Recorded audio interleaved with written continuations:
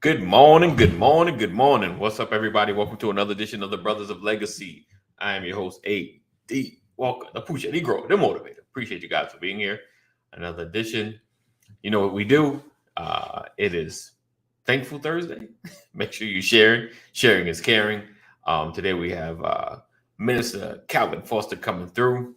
If you missed out, maybe about 2 weeks ago, he spoke about how he acquired land. Huge blessing. If you missed out, we ain't gonna go back to it. You need to go back and watch the YouTube. But today we're gonna dig into heir rights and the many uses for land and the way you can make money, off your land. Because a lot of times you're thinking, why would I just buy a plot of land? What can I do with it other than build a house on it or sell it to somebody or rent it to somebody? But this gentleman's gonna break down some things because in our last conversation, he spoke about the growing trees and things of that nature, basically seeding into the land and it giving you a return that way. But we know that takes a little time. So we're going to dig into some other ways to make money off the land. And so I'm excited. I don't want to talk too long, but that heir rights thing, heir, like am I spelling H-E-I-R, heir, like generational heir, not like air breathing. It's interesting. I did a little digging into it, and it's interesting how families lose their land. I mean, we got to start working together. That's the first thing. We got to start working together, guys. We got to get out of our pettiness, look at business for what it is, look at land and its generational value. All right. Because that's how people are losing it. But he's going to dig into it. He knows more about it than I do. I just did some surface level research on it, but it's crazy. When I saw it, I was like, oh man, we're getting robbed. So, and a lot of times we blame the system, but we got to know how the game is played. That's the key. I know it's not meant for us to win. Yeah, we just got to know the game. That's how we lose out, because it's not always just us. It's other folks. The liar skin, they lose it too, but we got to know how this game is played. Because that's one thing. Once you know the rules, you know what you're fighting against. It's different when you know the rules. You know what you're fighting against. All right. So appreciate you guys for being here. We're gonna have an amazing show. Make sure you share, tag somebody, send this text out. You're part of our text community. Text an LWN to 84576. Send this out so we can go ahead. All right. Because it can't be on long, so I'm gonna go ahead and get started. I got Twister, aka Kaneem, in the building. I know Twister. All right. So this is gonna be real quick. Honestly, this is just gonna give you a chance to share. And this countdown is gonna be quick. I'm gonna share, and then we're gonna jump right into it. All right, be right back.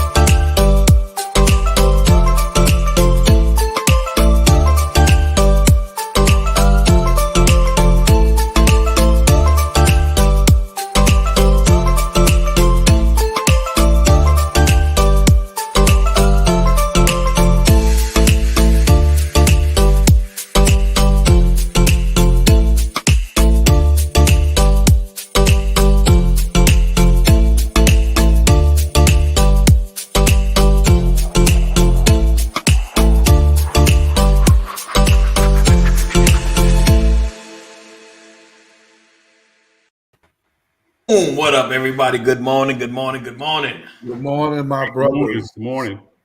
How is everybody this morning? Doing All is good. well. Doing good. Well, all Yes, right. sir. It's my mama-in-law. Quick little disclaimer before you In the get started, building. there, brother AD. What's up? I just want to give out a shout out to all the small businesses and major corporations that are testing out the 4-day work week. Okay. I'm just saying. right. Yeah. Nice. All right, I'm with you on that. Is that as far as you know, is it long? I guess it'd be longer hours. I guess because you're trying to get that 40 still. Because I'm still trying to get my 40 hours. It just So you get a 10-hour workday though. 10-hour workday. 10-hour workday.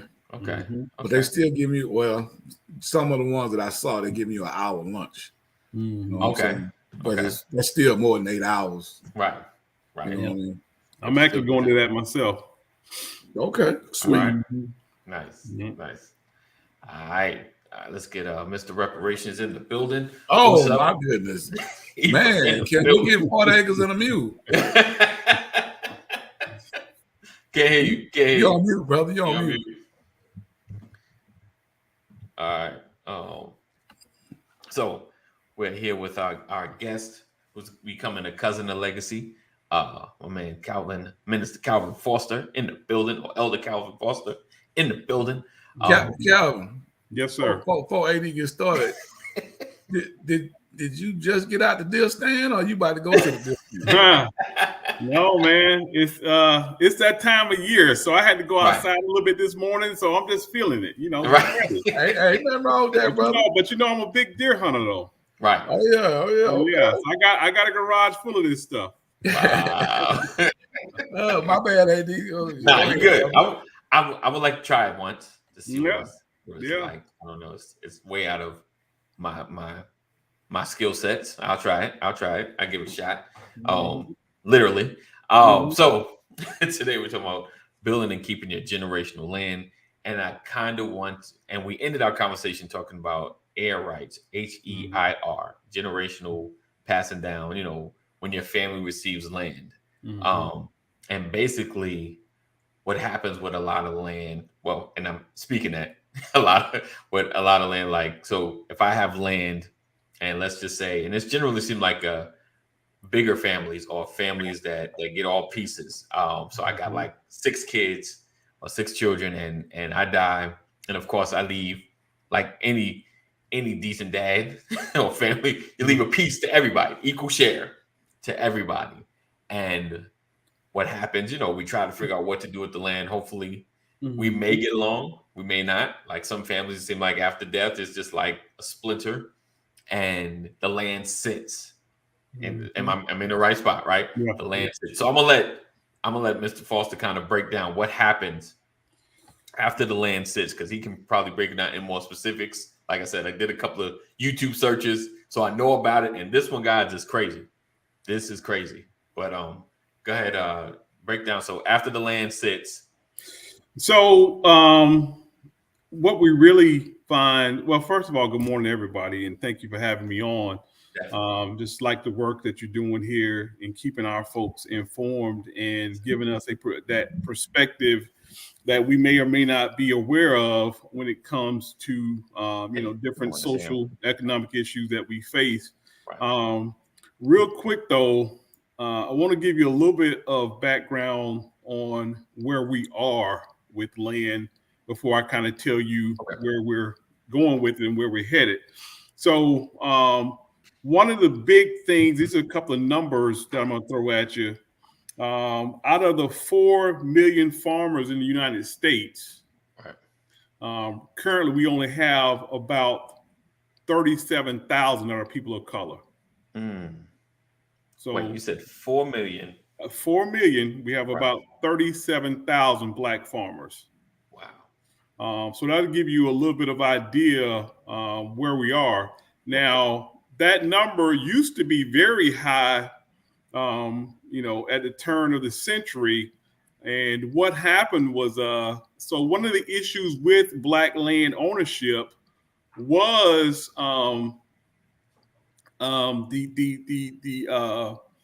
the systemic disparities between the U.S. government and Black landowners. Okay. And so one of the things that you can look at is the racial disparity in local loan or farm grants, where you needed money, and in many cases, to run a farm, to buy equipment, to buy seed, to buy fertilizer, to pay people to help you harvest the crop. And so many farmers, it was common practice, and still some now, for the farmer to go to the FSA, the local FSA county office, or the USDA and get land loans, grants. In many cases, these loans were processed at the FSA, the local county level, and it took generally 30 days or 21 days to process a white landowner's grant or loan. Question. What's up, Kadeem? Could you break down the acronym FSA for those that don't know? Oh, okay. So the FSA is the Farm Service Agency. That is a national part of the USDA, the U.S. Department of Agriculture. And so the USDA, the FSA, the National Conservation Resource Service, those are all the U.S. Forster Commission. These are all government-sponsored backed agencies that assist with land management. They were really the ones handing out the money. And like I said, generally on a white farmer, it would take 21 days, 29 days to process a loan. For a Black farmer, it would take in excess of 300 days. Wow. And so in a 300-day period, that Black farmer would have generally, you understand that a crop rotation cycle within a year is only about 6 or 7 months. So if you needed money to get the crops in the ground, it really, you were behind. So if you didn't have money to get the equipment, to get the fertilizer, to get the seed, if they were still working on your loan, you missed a year of planting. Right. And so your farm, most Black farmers went under. So I think right now, we're way less, almost like 1% of the Black of the farmers in the United States are Black men. Like I said, out of the 4 million, there's only about 37,000. They're mainly in the Southeast, Georgia, South Carolina, Alabama, Mississippi. But most of them got ran out of town by the USDA. And as a result, George Bush and Barack Obama worked on a case. I think it was Glickman and Pickford versus USDA, where they sued the government for what they did. And it ended up being the largest settlement in U.S. history. Yes. For well over $1 billion to go back to Black farmers and to try to repair them. In many cases, they couldn't be repaired, though. Because the land was too far gone, or what? Yeah, a lot of it was too far gone. The farmers went too far under. And so you had this huge move where a lot of Black farmers first out of business. Now, that's one part of the issue with Black farm and Black land, because a lot of that land was farmland. Okay, so let's move on into what we're really talking about today, where the land that was left, and the farmers that did have land left, in many cases, those farmers died what is known as legally intestate, or without survivor benefit, or a proper will in place. And so when you die intestate like that, the county or the state will pick up your property and it will go to what's called probate court. And so at that time, when you go to probate, they're looking for heirs, they're looking for family members. And in many cases, this may be a generational issue where you're looking at someone like, say, my grandmother. My grandmother had 14 children. And so you're looking at now trying to settle this all out. Now, those children may have had children. Those 14 children may have children, and all the way down to my generation, which was the third removed. And I have children. I had children when my grandmother died. So you're looking at 4 generations of people, and everyone that is alive at that time has claim on that property. And many cases, either everyone could not be contacted, everyone was contacted and somebody showed up, and any type of protest in that claim automatically causes that land to stall. And what's happening this entire time generally is no one's paying the taxes. Right. And so at that time, that family's land, you got somebody over here with deeper pockets who live next door to your land. Yep. And they've been sneaking behind your back and paying the taxes on your land the entire time. Right. So now we know that for land claims and property tax sales, in many cases, it was not the normal 2-year payback time that we have now before someone can claim your land. Right. So there was that, and so many times the families actually lost their land. Right. Because of tax situations, no survivorship.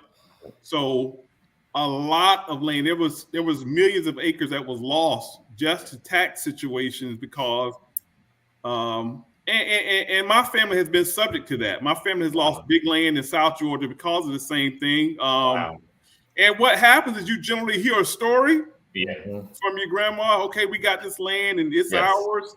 Yes. And but there was never a legal vehicle to point it out.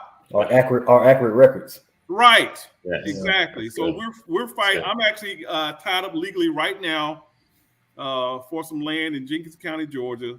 Wow. For the same thing where my family has lived on that land for over 100 years. Wow.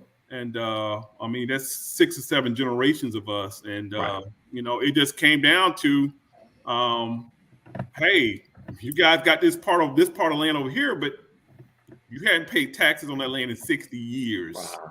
Yeah, wow. That's tough. Yeah. Florida, we had my grandfather had some land, and a bunch of black farmers in Florida sued the government. There's a hustle involved, so I can't release all the information. But we had the same situation where all the kids were trying to, show up. They were looking for missing relatives, just to receive the payout. Stalled for years. So it gets messy. And so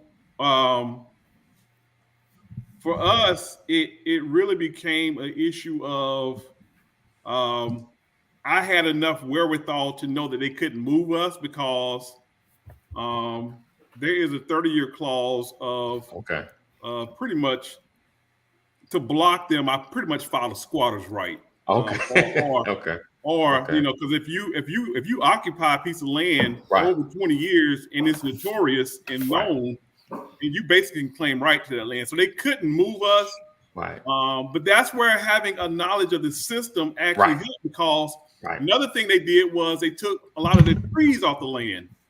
Whereas we were only trying to claim 10 acres of this land under adverse possession. Wow. We had been on the land for 100 years. So now I claim title to the entire tract of land, which was 80 acres. Right. So not only could I claim to the entire tract, now I'm going to sue you for the trees you took off of it. Right. So I pretty much encumbered the process or bogged them down legally to say, hey, come to the table. I'm gonna take your head off. And so it was a difference. So now, what type of lawyers are you dealing with? Like agriculture lawyers, or are you dealing like real estate lawyers? I think that as long as you have a lawyer that is knowledgeable, this guy, he's a real estate attorney. He's local, actually. Someone that I grew up with. Actually, I grew up with him and his brother. Okay. And so they're local, and the good thing about it was I had family also that worked in the courthouse that was aware of what was going on. So we were able to block everything they were trying to do. So, but in many cases, black families, you show up one day to go to your land, and there's a gate on that property, and you're locked out now. Wow. And the whole transaction is completed. Right. And the county has moved on because just according to real estate law, property must always have a right to transfer. So basically, if there is no guidance in place for a piece of property, the government and the law says it must be sellable. You can't just have a piece of property laying idle for forever. They will make a move on it, and that's what happens to a lot of us. So we have lost so much land as a people that it has just been astronomical. You only have now societies and foundations and even the government stepping in and say, hey, look, these people have lost this land. In many cases, it was illegal. So there's a huge push in Alabama and South Georgia to where the government and different agencies and foundations are coming together to restore those rights, because in many cases, there were clauses like notification that were not met to where the land was transferred, and that didn't happen legally. I believe it. Yeah. They're going back and putting that land back in the right people's hands. But land loss for the Black community has been detrimental. Are there any special grants or loans for those 37,000 minority landowners? Oh yeah, definitely. I mean, just so on one of the clauses under the Pickford and the lawsuit and Glickman was that a pathway for minorities to own land again and to really get back into having that ownership. So one of the things that's out there right now is what's called through the FSA, the Farm Service Agency, is a pathway to land ownership, and where you can pretty much get 100% land loan with as little as no money down and 2% on the interest, which is unheard of.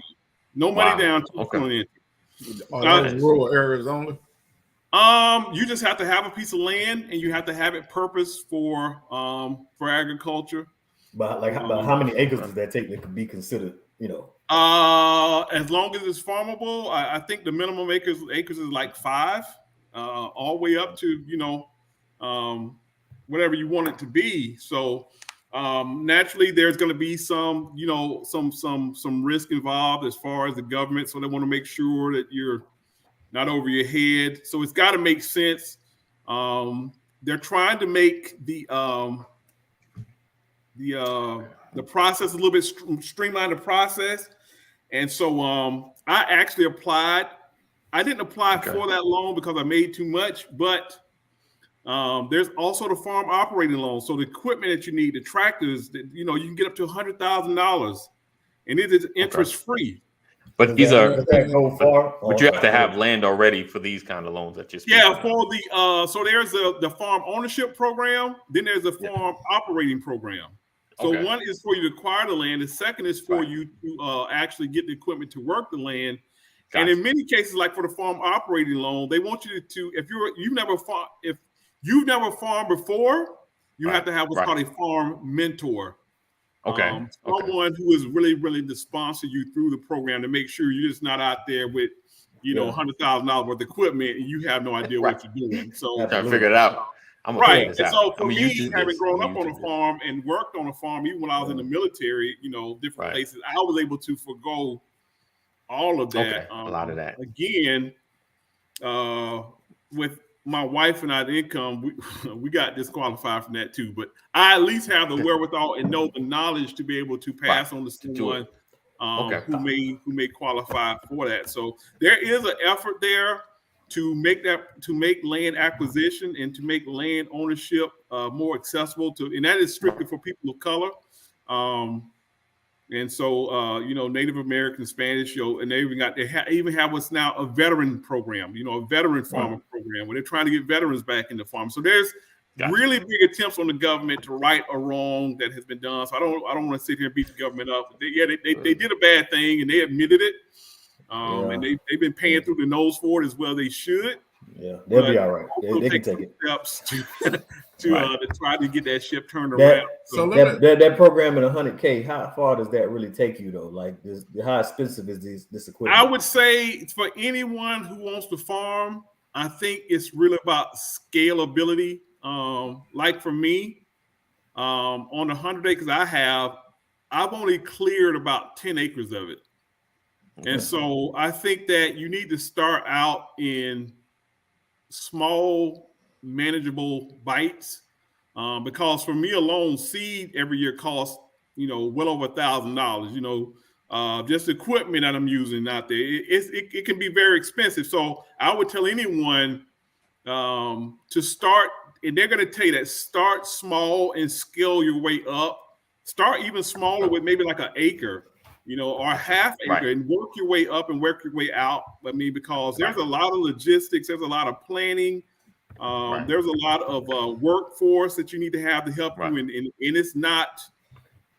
I think you need to start small so that you can bite into it and see exactly what you're working with. Right. You had a question now. When you said that you didn't qualify, so they used you and your wife's personal income to get qualification. They said that you made too much money. Right. So it's a certain threshold or a certain dollar amount? There is. And second part of that question is, any other loans, can you defer payments for 12 months, 24 months until you actually see some benefits from a harvest or any kind of income? Yeah, great question. I'm glad you asked that, because I didn't mention that you can defer for as many as 24 months until you really get your feet up under you. And they don't want to, that first year is going to be rough. Just in perspective, land that you're trying to break, that first yield is going to be low. And also you have to really mark it out. Okay, if you're growing a crop, what are you going to do with it? You got to be able to explain to us what you're going to do with it. Right. So they want you to have a marketing plan. So if I grew a acre's worth of tomatoes, what are you going to do with them? You can't. You're not going to be able to sell an acre worth of tomatoes on the side of the road. So you need to have talked to some restaurants. They want you to talk to some grocery stores. They want you to look at some farmers markets and really find out if you're going to make a product, how you're going to move it. So it's all got to make sense. And that really blocks people from just having a harebrained idea and deciding, you know what, I just want to do it. So they really want to save this money for farmers who are very serious, who are very intentional, and who have really thought through this process. So they have enough red tape that I actually have a conversation later on this month with the Georgia head of the USDA to talk about that process, because in many cases the process can become so encumbering that it depresses people. Right. The process can have so much red tape. And what we're finding out is they're actually not processing as many loans as they should. So one of the hangups there is the USDA, the FSA, they only have an obligation to inform you about the program. Where they're not getting a report card after it's all done. So if I tell you about the program and I hang up the phone, I get a check mark. I got you. What needs to happen is we need to rate them on information given, loans processed, and loans granted. And so that's what my conversation with the head of the Georgia FSA is going to be about. The red tape that I went through, and I don't consider myself to be the smartest guy, but I'm pretty thorough, and I know it bogged me down. It took definitely, a lot of talking, and even the FSA agents were like, look, they were transparent. They're like, look, we probably deny more loans than we grant simply because of the process is so hard.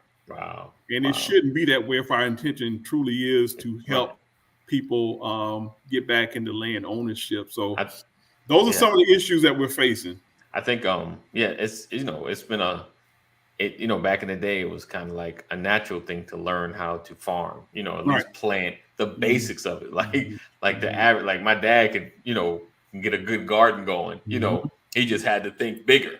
Like for me it's like garden, what's the season? When should I plant? I don't know any, and I watched them. But, I didn't really get up under there. Like that's one of the moments like, man, I should have been close to this dude while he was farming. Yeah, like for me, I consider myself. Go ahead. Like for the air rights. So say you had multiple siblings. What and for the actual individual who's on the deed or owner of the property, and how should you prepare yourself when you have children, multiple children, so that you won't have to go through that process to have an issue? I mean, like when you said that one of the children may have an issue or dispute, maybe the division of the property or whatnot. They don't want to sell it. They want to keep it. Another child may want to sell it. Another child just may want to rent it out. Whatever the case may be, you got multiple kids and none of them are on the same page. How would you? But them not being on the same page, and no one's paying the taxes on this free and clear property. How would you, as the sole owner or the parental or maternal, whichever one it is, mother or father, how would you put that situation where the land is not lost because of sibling disputes? So great question. And so there are two ways to really go about handling that. One is to have a direct descendant, and that is to actually spell out someone's name in the property. So there's two pieces to the property, and here's where it kind of gets sort of tricky, because in many cases, even where black families did write a will, what they would do in many cases was they would give each descendant so many acres, and it's still, again, because it's not, the devil is in the details, because it wasn't specifically spelled out, okay, which six acres, because land has what's called an in situ value, meaning that every piece of land is unique.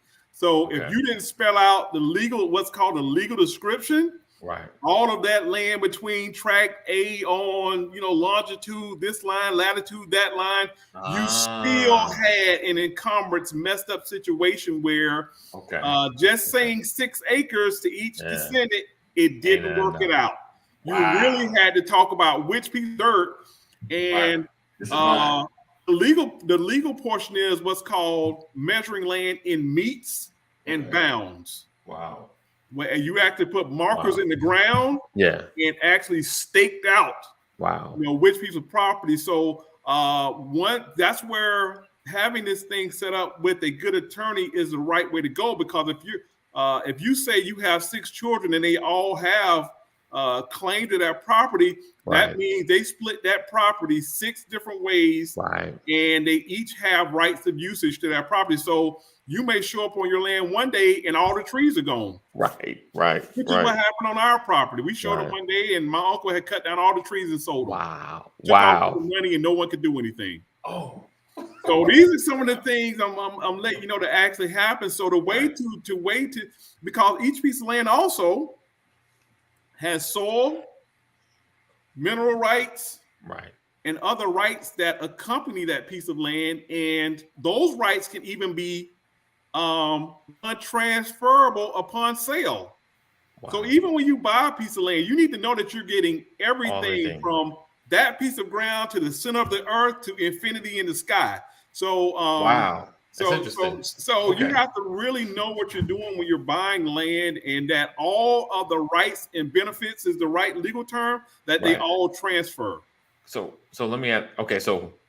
So let me finish this question. And so one way to handle that issue is to spell out, or if you leave the property to a sole heir, or if you don't leave it to a sole heir, leave it to your descendants, but spell out their names and stake out the property so that it is very specific, so that anyone can say, okay, no lie, this is my tract, all of that tract of land of US 80 and Highway 19, above and beyond Longview Avenue, and I know the legal description of my property, and that's what we give you right now, all southern Upson County, along the Truckee Creek, these beats and bounds. And so one of the things I did was have my land surveyed. Here's the spin I'm going to throw into you that happened to traditional black families. When I surveyed my property, the boundary lines were wrong. So what had happened systematically over the years is every time the piece of property that I bought transferred, the neighbor would take 3 or 4 acres. Wow. Okay. So when I did, so what I found was an old fence row that was about 60, 70 years old on the property. I'm like, that's the property line way over there. Wow. But the county had trees painted, right, which gave me another boundary, which was closer in on my land. Right. So when I had it surveyed, they're like, no, your 100 acres stops way out here in the woods. Wow. And every time the piece of property that I sold transferred, the neighbor took several acres. Wow. Was the neighbor of your same race? No. So no, man. But that's one of the problems. So I hunt right now, and I find property. Yes. This is what's happening all over the South. I find property that I hunt on right now. Yes. I'll put it up on the USDA site, and the neighbors will be on the property. They'll be 10, 15 acres into the property, and the person who owns the land has not known that for so long that they just pretty much gave it up to them. Right. So I'm like, hey, no, Miss Johnson, your property actually goes back to this woodland over there. What? It does? Right. So I'm doing this all day long. I'm kicking people off of property. Wow. So that's one of the things we're dealing with. So back to the question, and one way to solve all that, understand where your meets and bounds are. That's a legal term for land. Okay. And to really divide that land out among your descendants very specifically. Right. Now, here's the other thing you can do. You leave the land in what's called, in most big pieces of land, most millionaire pieces of land, is usually in a trust. That's those low. You don't find that's another conversation right there. But like that now, most of those pieces of land are in trust, right, and in funds, and that diminishes a lot of the tax liability. Wow. You put you appoint a director over that trust, right, and that land it pretty much becomes impervious to the U.S. government. They can't touch it because it's in a trust. And what that is, it's a different tax vehicle and a different ownership vehicle for that land that acts pretty much as an LLC with no tax obligations. I've been here. I just saw something on that. I was going to ask you about that. Yeah, that's the other way to do it. And then at any given time, if someone wants to, you list the heirs in that trust, and they have to be listed by name. And then they can come in, or the director of the trust can say, okay, look, y'all are in this trust. I'm the director of the trust. Right. We're not going to have the argument because I'm the director of the trust, and I'll sell it out how I decide to. That way, it always stays in the family, and no one can do anything about it. If any disputes that are unresolved, the director takes care of that. That's good. That's the way most big land is in some kind of land trust. All right. I know your time is running short. Kaneem, you can ask your question, but I did want to go in, if you can list out some of the ways to make money on your land outside of the farming, the typical ways. But go ahead and ask your question, Kaneem. I guess it was actually a comment, but it could be in a formal question. So when you put in that trust, that alleviates or that prevents or that disregards you going into probate. Period. Period. I mean, it pretty much builds a shield around that land, and most large tracts of land are in a trust. So that's the way to go. I'm actually going to transfer my property to that because currently my property is in my name, and the co-owner is my wife. Right. But it's going to go to a trust because that land is going to be left to my son and his children. So. But it puts it in a structure where it's I did know what I didn't know when I need to know it. Right. Because I was about to ask you about the land trust. Right. But you designate your own executor of the trust. Right, which will be me. Until I die. Right. I know you can make yourself. So technically it'll be his, but until I die, I get to say what is and what ain't. You got to watch him. I'm telling you. Got to watch a Negro. I'm telling you. And what that does is it allows you an opportunity to change things. Yeah. If my son decides he wants to be a knucklehead, I can say, hey, you know what? That trust about the land, you're out. Right. Wow. Yeah. So just like that. And so one of the ways to make money off land, besides the typical ways, let's talk about that for a second. Yes. So I'll tell you a conversation I had last week with a young lady. Her family owned a piece of property for about 60, 70 years. They had a guy that was hunting on the land. Okay. And I think he was paying them $400 for the hunting rights for the year. Okay. It's 100 acres of land. They were paying her $400 for the hunting rights. That includes 1 year. So what you have on the land is different rights: the mineral rights, the road rights, the soil rights, the water rights. There's different rights: the forestry rights, the trees on the land, the recreational use of the land. And so, she finally talked to me about the land through another friend of mine. I'm like, well, I'm actually leasing that land now. I go, well, how much were you worth? How much have you been leasing land for? When she says, my father's been dead for 12 years. We've been leasing this piece of land to this guy for 12 years. He's been giving us about $400. That pays some of the taxes. I almost fell over out of my chair. I'm like, so you've been making $400 off of 100 acres for 12 years. Wow. So basically you got maybe $4,800 off of this guy, when actually that land, and it's in the Mississippi Delta, it's full of ducks, turkeys, deer, just everything. Wow. But you don't know what you don't know. Right. And so actually that land was about worth $30 per acre. $30 per acre per year. Wow. So and in many cases $40 per acre per year. So just do the math on the exponential number of amount of money that she lost on that land. So that's one thing about it, about the land. Go ahead.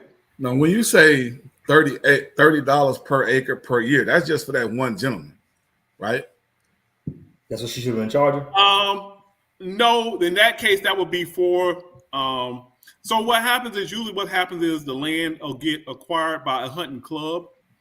Gotcha. And so that gives the club. But now here's the other thing. Right, the club. With the club, now that comes, everybody's got a rifle in the club, hunting club. Right.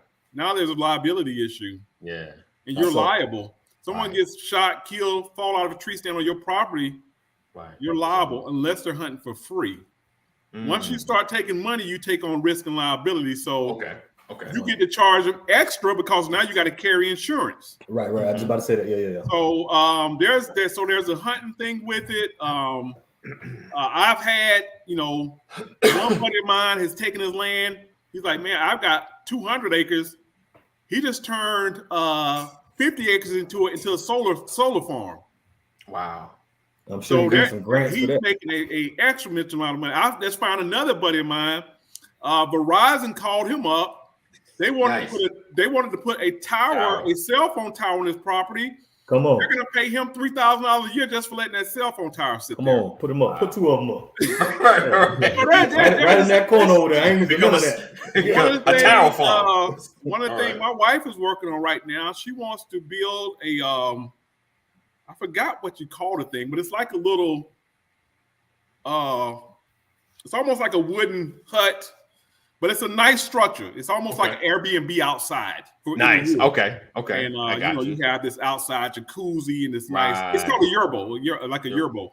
And so this is basically his cabin out in the woods. So many people want to go there and relax. You got people who want to go there and write. You got people who want to come down here for the summer from areas, from different cold climates. Right. And the going rate on that is going to be something like $500 a week. So there's just different ways. On top of the timber, we already talked about timber rights, and how much money you can make. If you do the timber right, it pretty much will pay for the property. Right, a gazebo. And so, gazebo, Jeff, thank you. Pretty much a gazebo out there. So there's different things that you can do that is going to make money. The government is actually paying people now to develop their land for trails so that people can come out and hike.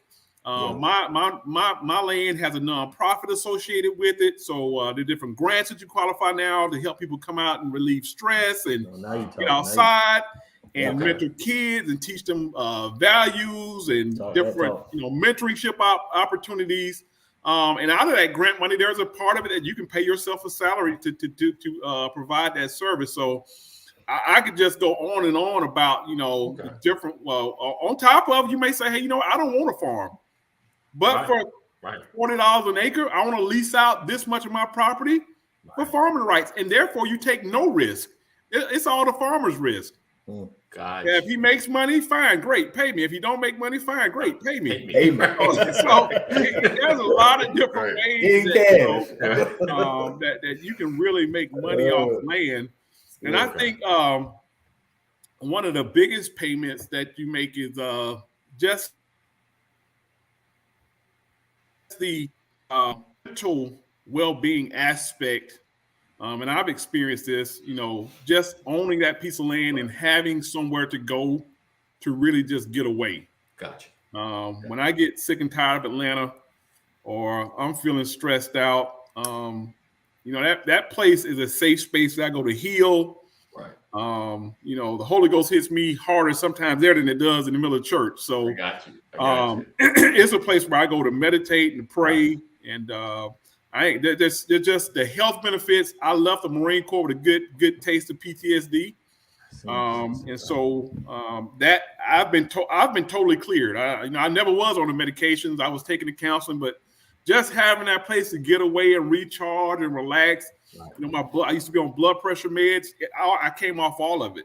Wow. And so just having that place where you really allow your body to get back into sync and find balance is just it's just like it just having that fireplace. I may take my dogs and stop and grab a lunch, and I'm just gonna sit out here, for half a day. Or sometimes I'm going the whole day. My wife's like, "You out there on the land?" I'm like, "Yeah." She's like, "All right, I'm just checking on you." So it's a really good place to go. And I think that the other thing is, and I'm hearing this from other Black people acquire land, that sense of empowerment from reconnecting with the land. We know that we were some of the original farmers here, right? And to be able to reconnect there and to have that land again, it does something to your mind, right? And it's a really good thing. So, the benefits of owning land and making money off it, it's exponential. And I'll say this to kind of end on, Bill Gates. Oh yeah. Who's the other one? Buffett. Warren Buffett. Yeah. Warren Buffett made a statement earlier this year. He said, "I would rather own all of the farmland in America rather than all the gold in America." And so when you look at Bill Gates, Warren Buffett, and other big names like that right now, they're not buying properties. They're buying land. Right. Bill Gates is on a buying spree of land. Yeah. And I'll tell you, I do a lot of investments. I sit here on TD Ameritrade a lot of the time of the day. I'm taking a beating.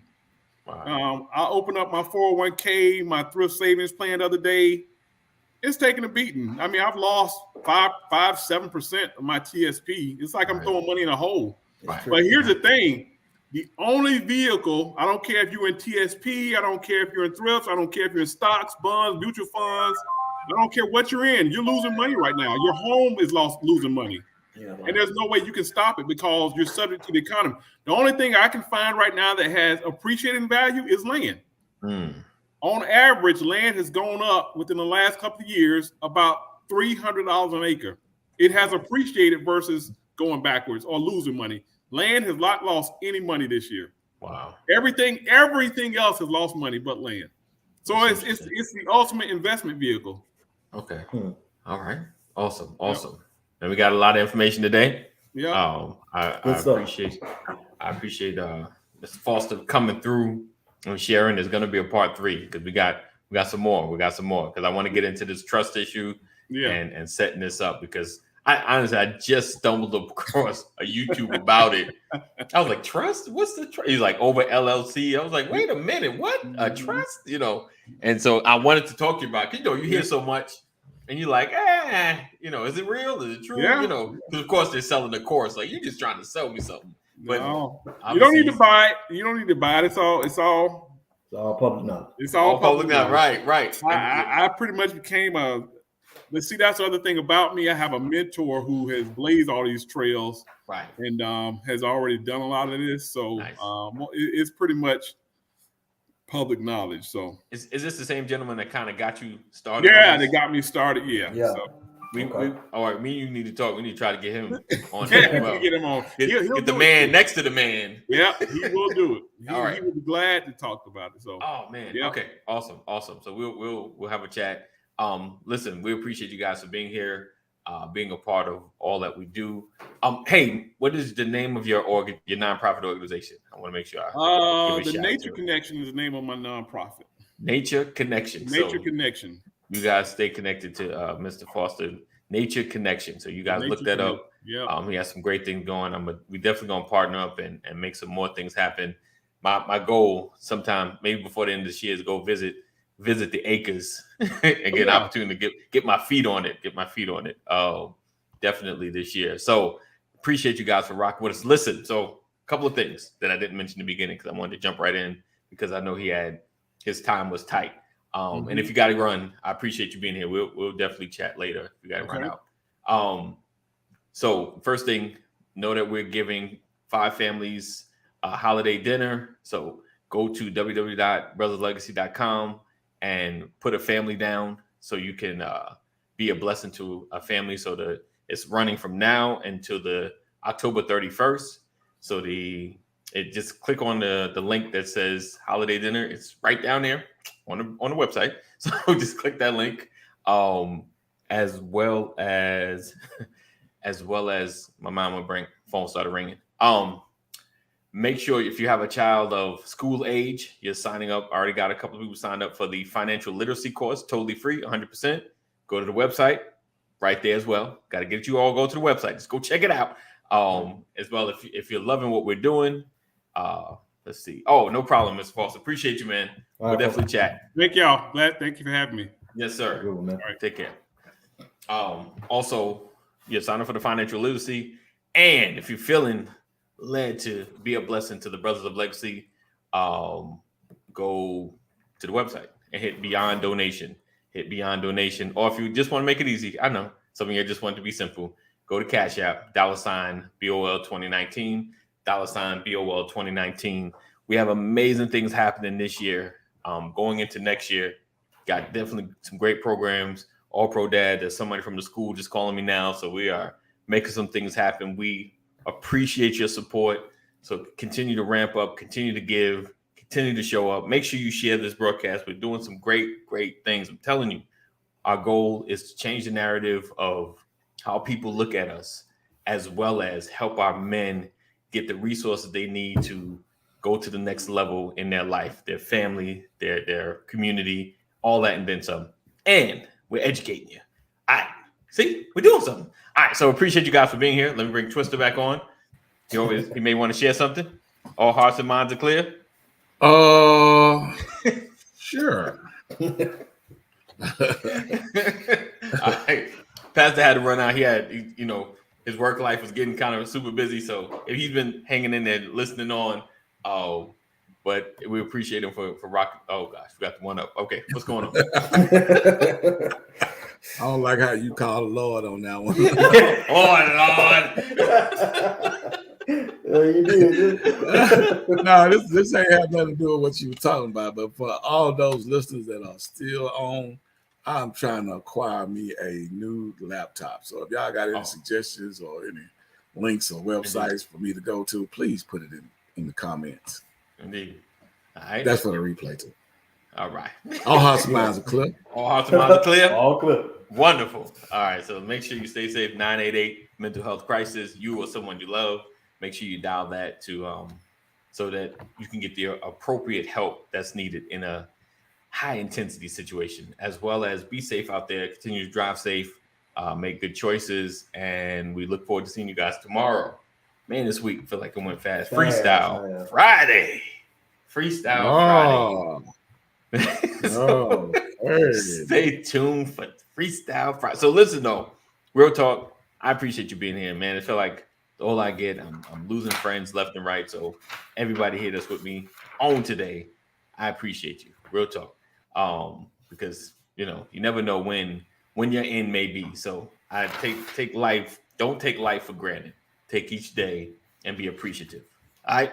And grateful, and gratitude, and all that good stuff. So that's it. That's all. Look forward to seeing you guys tomorrow. Take care. Know that we love you. Jesus love you best. Peace out.